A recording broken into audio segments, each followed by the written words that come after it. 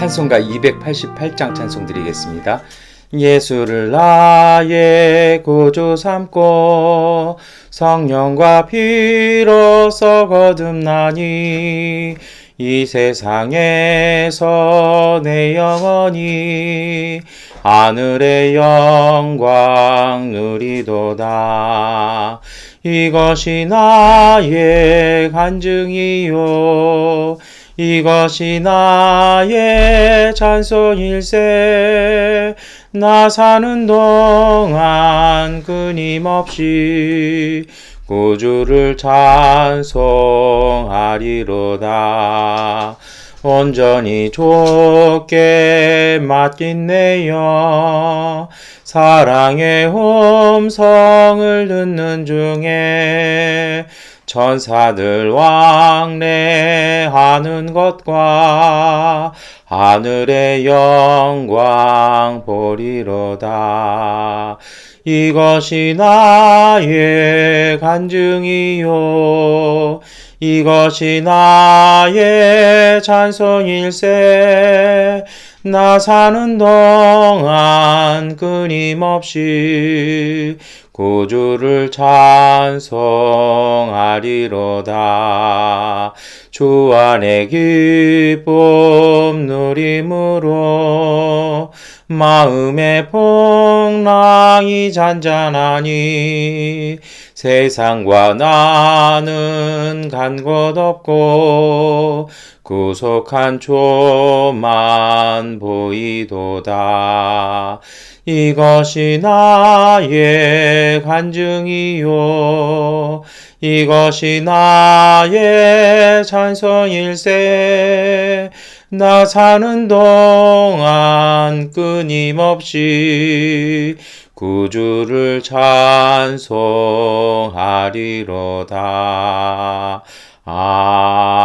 아멘.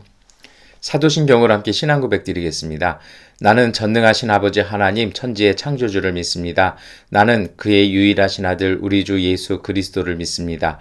그는 성령으로 잉태되어 동정녀 마리아에게서 나시고 본디오 빌라도에게 고난을 받아 십자가에 못 박혀 죽으시고 장사된 지 사흘 만에 죽은 자 가운데서 다시 살아나셨으며 하늘에 오르시어 전능하신 아버지 하나님 우편에 앉아 계시다가 거기로부터 살아있는 자와 죽은 자를 심판하러 오십니다. 나는 성령을 믿으며 거룩한 공교회와 성도의 교제와 죄를 용서받는 것과 몸의 부활과 영생을 믿습니다. 아멘. 찬송가 314장 찬송 드리겠습니다. 내 구주 예수를 더욱 사랑 엎드려 비는 말 들으소서. 내 진정 소원이 내 구주 예수를 더욱 사랑 더욱 사랑. 이전엔 세상 나 기뻤어도 지금 내 기쁨은 오직 예수. 다만 내 비는 말 내 구주 예수를 더욱 사랑 더욱 사랑. 이 세상 떠날 때 찬양하고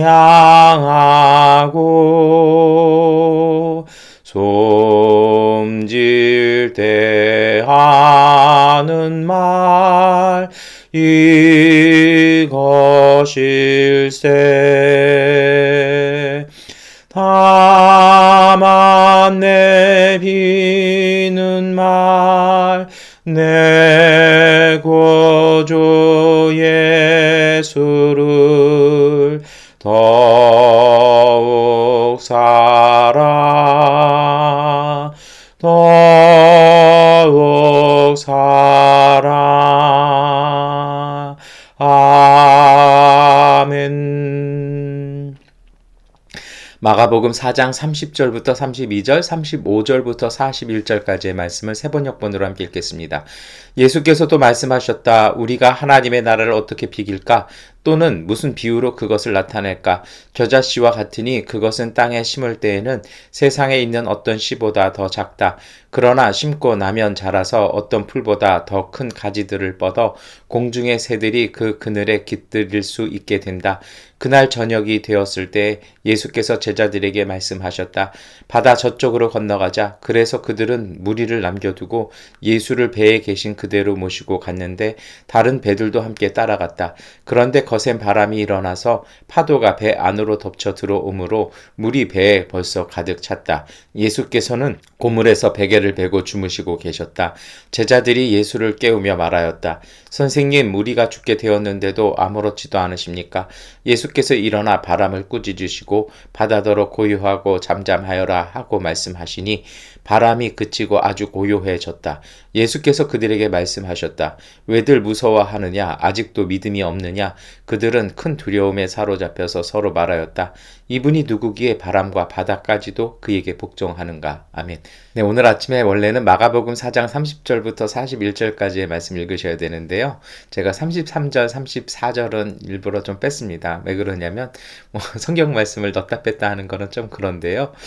본문의 이해를 더 돕기 위해서 그렇게 했습니다. 여러분 먼저 읽으셨던 30절부터 32절은 예수님께서 하나님 나라 비유를 쭉 하시면서 이제 마지막에 겨자씨 비유로 말씀하신 거예요. 뭐냐면 정말 작은데 이것이 자라나서 이렇게 나무가 되고 그리고 공중에 나는 새들도 쉴 수 있는 그러한 힘이 있는 존재가 된다라는 말씀을 하고요. 저희가 읽지 않았던 33절, 34절은 예수님께서 모든 걸 비유로만 가르치셨다라는 말씀이 이렇게 있어요. 그러니까 사실은 이제 그런 말씀이 주는 의미는 뭐냐면 비유가 가리키는 그 내용을 중심으로 보고 그 다음을 읽으라는 하나의 그런 도움 구절입니다. 그래서 제가 일부러 그거는 빼고 그리고 나서 이어지는 35절부터의 말씀을 바로 이렇게 들었습니다. 그래서 35절도 이렇게 보시면요. 이게 전혀 끝난 거는 별개의 말씀이 아니라 35절이 어떻게 시작됩니까? 그날 저녁에 라고 이렇게 시작하잖아요. 몇 번 말씀드렸지만 이렇게 시간을 같은 시간대로 묶어 나가는 건 예수님께서 가르치신 비유와 그리고 그 비유가 사건을 통해서 어떤 의미가 있는지 그거를 증언하는 때, 연결할 때 사용하는 방법들입니다. 그래서 복음서에는 이러한 어떤 문학적인 그런 기법들을 통해서 예수님의 말씀과 삶의 현장 속에서 일어나는 그런 사건들을 이렇게 함께 묶여서 우리에게 증언하고 있죠. 어떤 말씀이 있습니까? 예수님께서 배 타고 건너가자고 하시니까 배를 탔는데요. 갈릴리 호수가 의외로 참 넓고 큽니다. 일레 호수보다 더 크다고 그렇게 되는데요. 이렇게 사실은 밤에 배를 타고 건너가는 일들은 잘 이렇게 어부들 외에는 잘 하지 않죠. 근데 무슨 이유에서인지, 물론 사실 다음 주간에 이제 그 말씀을 읽으실 텐데요. 제자들은 모르는 채로 배를 이렇게 의아한 채로 걸어갑니다. 그래서 정말 이렇게 어두컴컴한데 배를 타고 가는 것만큼 위험한 게 없어요. 왜냐하면 이정표를 전혀 못 잡기 때문입니다. 그런 가운데 그렇게 말씀하시고 예수님은 밑에 내려가셔서 잠을 주무셨다 그러니까 어떠한 설명도 없으시고 어디로 가자라는 방향 지시도 없으시고 그냥 제자들 혼자 딱 있는 상태죠. 그런 상태로 그들은 이렇게 배를 타고 이것이 돛담배였는지 노를 젓는 배였는지는 뭐 고고학적으로도 대충 짐작은 합니다만 의미가 없습니다. 그러니까 밤에 그렇게 간다라는 게 사실은 좀 그렇죠. 근데 모으면 모은다고요.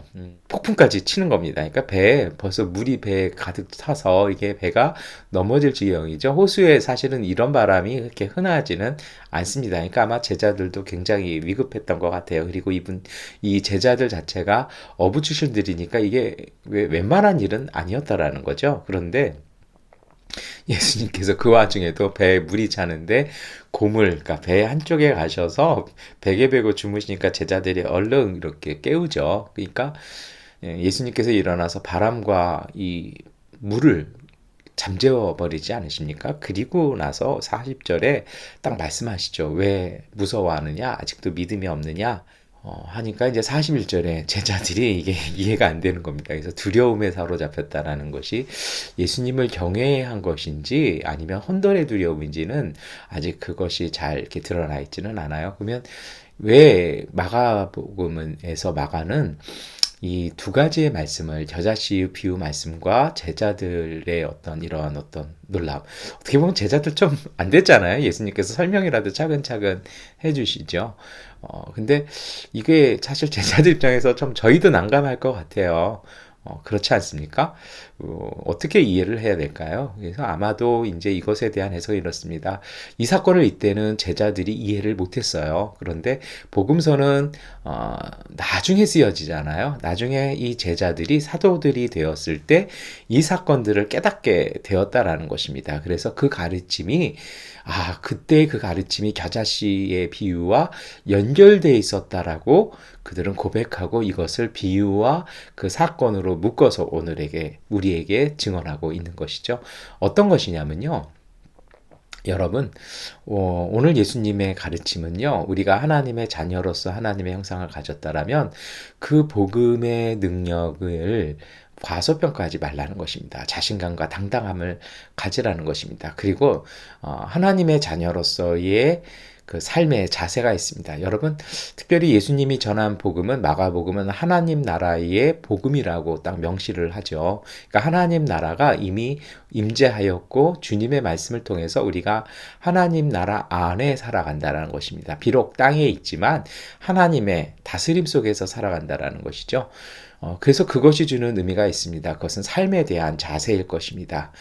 두려움이나 불안함이나 공포나 위협이 다가왔을 때에 예전 같았으면 거기에 종속되어서 삶을 회피하거나 포기하거나 그 두려움 속에서 삶의 주권을 내려놓아야 됐다라면 이제 주 예수 그리스도의 복음을 통해서 하나님의 자녀가 되었다라면 그것에 맞서 싸우는 당당함을 가지고 그것을 다스릴 수 있는 그 믿음의 자세를 가지라는 것입니다. 그 힘이 오늘 우리에게 오는 것은 아닙니다. 겨자씨의 비유처럼요. 어제도 말씀을 드렸습니다만 그것이 바로 생명의 힘이죠. 하나님께서 우리에게 주신 은혜의 힘, 하나님이 우리 안에 담겨주신 그 생명의 힘을 의지해서 두려움과 불안함에 맞서 싸우라는 것입니다. 요즘 제가 이렇게 뉴스를 들으니까 한국에서는 포모 증후군이라고 있는 것 같아요. 사람들이 코로나19로 이게 장기화되고 이것이 뭐 1, 2년 고생해서 끝날 것 같지 않은 것 같으니까 조급해지기 시작했습니다. 그러니까 어떤 게 보이냐면 누가 뭐를 좀 돈을 벌었다 싶으면 어떻게 하든지 쌓아놓으려고 하죠. 원래 재난이 생기거나 이러면요. 사람의 마음은 이렇게 쌓아두려고 하거든요. 쌓아두고 그것을 더 움켜잡으려고 합니다. 그러다 보니까 이게 지금의 사회나 경제도 불안하다 보니까 어떻게 합니까? 이걸 자꾸 쌓아두려고 더 많이 확보하려고 합니다. 그러니까 한국 사회가 지금 주식 열풍이 불었습니다. 그런데 참 재미있는 거는 세계적인 투자자들은 다 무슨 얘기를 하냐면요. 올해 안에 주식에서 다 갖고 있는 투자금 다 이렇게 빼내라는 얘기를 해요. 무슨 얘기냐면 너무 과열되어서 정상적인 것이 이탈하면 위험하다라는 것이죠. 그럼에도 불구하고 요새 무슨 끌이라 그러던데요. 적금 깨고 팔 수 있는 거 다 팔고 융자내서 주식에다가 이렇게 해서 뭔가를 확보하려고 하면서 손실도 받고 빚더미 올랐다 하시는 분들도 있고 이혼했다 하시는 분들 소식도 듣습니다. 여러분은 어떠십니까? 여러분, 우리는 가끔 살아가면서 삶에 대한 것을 우리가 갖고 있는 것을 평가하기도 하고요. 때로는 그것에 부어서 이렇게 종속하려고 그래요. 근데 여러분, 그것이 바로 신앙을 버리는 것입니다. 여러분, 어떠한 바람이 와도 하나님께서 주신 그 생명 그리고 은혜에 대한 믿음으로 맞서 당당하게 서는 그러한 삶의 자세를 가지시기를 권면해 드립니다. 오늘 예수님은 그 말씀하는 것입니다. 작고 연약한, 그리고 정말 보잘것없는 겨자씨 하나, 눈에 잘 보이지도 않는 이 겨자씨 하나에도 시간이 지나가고 나면, 그리고 그 생명을 유지하고 자라고 나면 다른 존재들을 쉬게 해줄 수 있는 그러한 힘이 있는 그런 생명체로 자라나는 것처럼, 오늘 우리 안에 담겨 있는 하나님의 은총, 하나님의 은혜, 하나님의 축복, 그리고 하나님이 주셨던 그 생명은 쉽게 사라지지 않는다라는 것입니다. 그래서 불안함과 근심과 두려움과 낙심으로 흔들리지 마십시오. 가끔 하나님이 너무 조용하셔서 우리가 힘들어할 때가 있습니다. 초조할 때가 있습니다. 아마 오늘 제자들도 그랬던 것 같아요. 예수님이 주무셨잖아요. 우리도 그럴 때가 있어요. 불안하고 다급하니까 과도할 때 있는데요. 저는 그런 것 같아요. 예수님께서 침묵하시는 시간, 하나님께서 침묵하시는 시간은 우리가 잠잠히 우리 자리를 지키고 있어야 되는 자리입니다. 하나님은 하나님의 시간이 되면, 그 카이로스의 시간이 되면 하나님의 역사는 모래시계와 같이 우리에게 하나님의 은총이 시작되어지고 반전이 일어나는 것을 보게 됩니다. 그래서요, 우리가 주신, 하나님께서 주신 은혜의 자리, 그 삶의 자리 속에서 우리의 삶을 꿋꿋하게 지내는, 그래서 다른 것에 의지하지 마시고요. 그리고 그것에 두려워서 이성적인 판단이나 합리적이거나 본분을 잃어버리고 이리저리 헤매고 방황하는 것이 아니라, 우리의 삶의 환경에 맞서서 그것을 더 다스리시고 그것을 온전히 받아들여서 평화로 바꿔내시는 하나님의 축복의 통로 되시기를 축원합니다. 예. 잘 어렵다고요, 여러분? 그래서 오늘 우리에게 믿음이 필요합니다. 하나님이 주신 그 은총과 하나님에 대한 신뢰, 말씀에 대한 신뢰요. 때가 되면 우리가 그 하나님의 말씀, 하나님의 감동을 듣는 자리를 지키고 계시면요, 때가 되면 하나님께서 지혜도 주시고 깨달음도 주시고 길을 보게 하실 것입니다. 안타까운 건 그 길이 열리기 전에 우리가 갖고 있는 생명이나 자원들을 다 소비하고 낭비한다라면, 정작 그 길을 가려고 할 때 그것이 없다라면 여러분 어떻게 하겠습니까? 그거야말로 참 안타까운 일이잖아요. 그래서 여러분, 주님의 때를 기다리며 그 세상의 물결에 당당히 맞서시고, 그리고 성령이 주시는 능력과 힘에 맞춰서요, 그 바람들을 잠재우고 그 물결들을 잔잔하게 만드시는 능력에 있는 삶 사시기를 축원합니다. 그것을 위해서 오늘도 세상에 마음 뺏기지 마시고 주님과 동행하는 하루 되시기를 축원합니다. 기도하겠습니다. 전능하신 아버지 하나님, 세상의 물결과 세상의 이야기가 하나님의 뜻으로 잘못 이해하고 듣지 않게 하시고 흔들리지 말게 하시며, 온전히 주님의 음성, 주님의 말씀을 듣기 위해서 우리의 삶의 자리를 지키며 세상 가운데 당당히 맞서 세상에 하나님의 평화를 심어갈 수 있는 믿음의 가정, 믿음의 사람들 되게 하여 주옵소서. 예수 그리스도의 이름으로 기도드립니다. 아멘. 하나님께 기도드리는 시간 갖도록 하겠습니다.